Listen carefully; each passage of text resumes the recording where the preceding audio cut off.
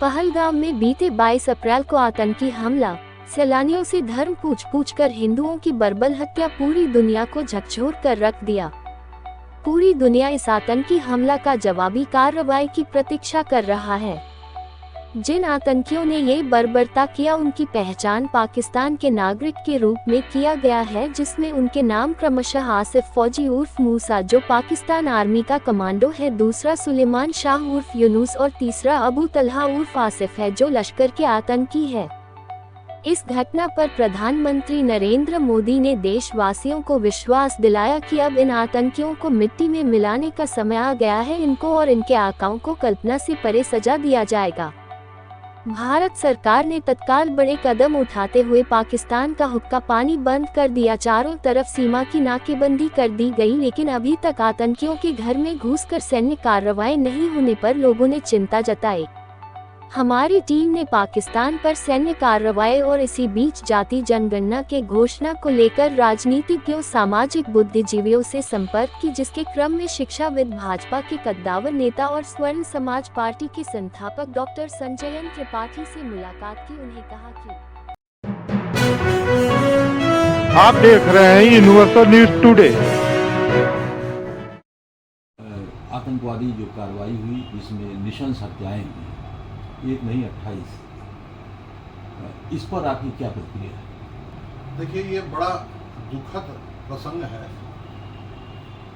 दुख तब और बढ़ जाता है जब आतंकवादियों के द्वारा धर्म पूछ करके और धर्म के आधार पर पुरुषों की हत्या कर दी जाती है।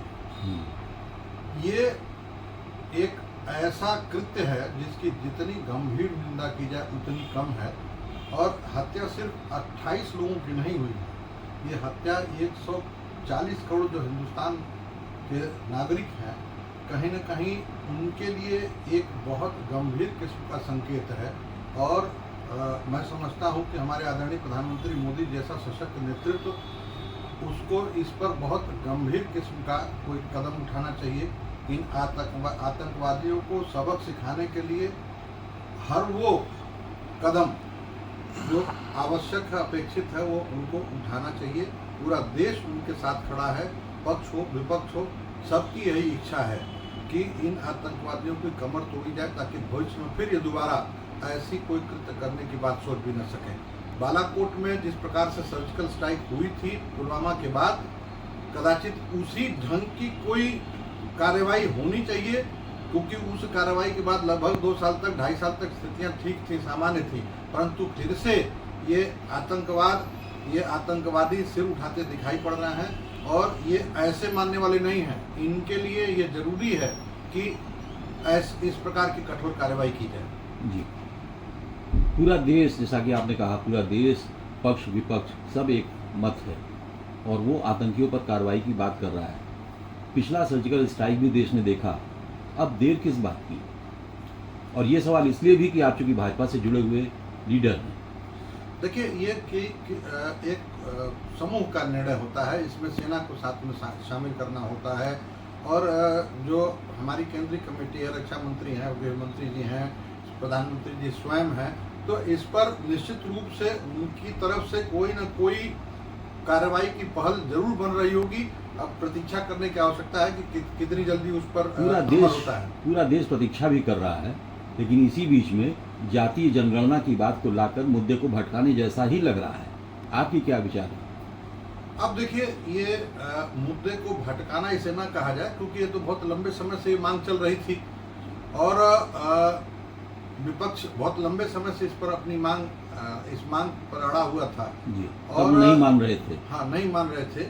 लेकिन मुझे लगता है कि लोकतंत्र के लिए जाति आधार पर इस प्रकार की कोई जनगणना कराना ये बहुत उचित नहीं है, क्योंकि एक तरफ जहाँ एक है तो सेफ है, जैसा हमारा नारा है जी, पूरे हिंदू समाज को संगठित करने की बात हो रही है जी। और इस तरह से जाति जनगणना करा करके अगर जाति आधार पर समाज को विखंडित कर दिया जाएगा और जो चीजें अघोषित रूप में थी उसे घोषित रूप में कर दिया जाएगा, तो ऐसी तमाम सारी जातियां हैं जिनका प्रतिशत न्यून होगा, तो फिर सरकारों की तरफ से वो उपेक्षित होने लगेंगी।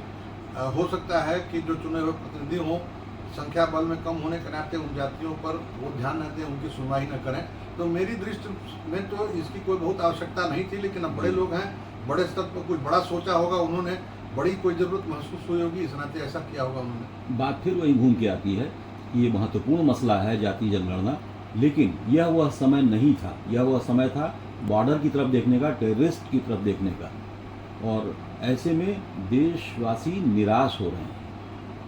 नहीं, निश्चित रूप से निराशा तो है कहीं ना कहीं, क्योंकि जो स्ट्राइक रेट हमारे आदरणीय प्रधानमंत्री मोदी जी का रहा है उसमें वो बहुत विलंब नहीं लगाते हैं किसी भी निर्णय पर पहुंचने में। अब क्यों विलंब हो रहा है, इसके पीछे क्या व्यवस्थाएं हैं, क्या उनकी मजबूरियां हैं, ये ज़्यादा बेहतर वही समझ सकते हैं।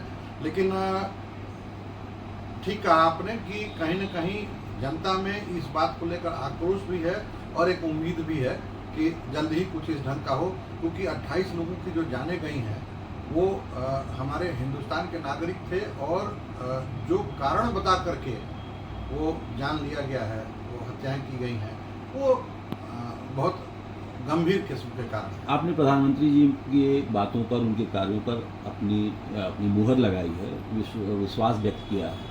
तो आपको लगता है कि सर्जिकल स्ट्राइक या कुछ ऐसा देर सवेर होगा ताकि उसका बदला लिया जा सके? देखिए, निश्चित रूप से एक नागरिक के तौर पर अपने द्वारा चुने हुए प्रधानमंत्री पर, अपने द्वारा चुने हुए प्रतिनिधियों के द्वारा बनाए हुए प्रधानमंत्री पर अविश्वास करने का कोई कारण नहीं बनता है।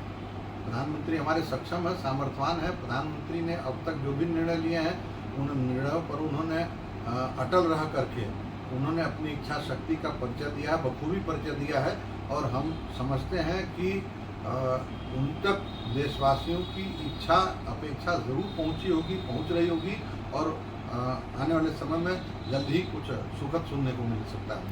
Thank you. धन्यवाद। बहुत बहुत